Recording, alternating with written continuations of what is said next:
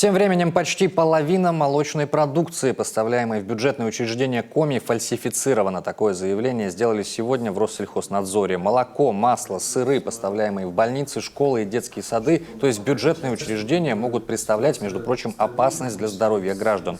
Причем, если сравнивать 2018 и 2019 год, доля фальсификата выросла с 45 до 55%.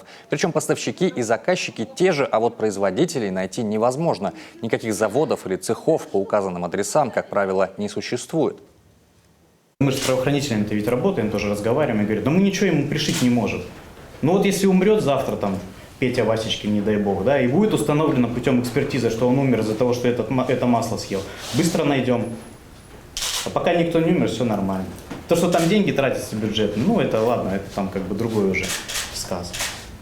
Вот так вот получается. То есть, вот по моему личному мнению, чтобы эту проблему побороть, тут просто само государство должно понять реально, наконец, что нужно действовать уже всем. Итак, обращаем ваше внимание, фальсифицированная молочка чаще всего поступает к нам из Московской, Кировской областей, Самары и Санкт-Петербурга. А еще Россельхознадзор имеет претензии к рыбной продукции. В некоторых образцах выявлены мышьяк, свинец, ртуть и кадмий. А в свинине местных производителей, это тоже повод задуматься, нашли антибиотики и следы химиотерапевтических препаратов.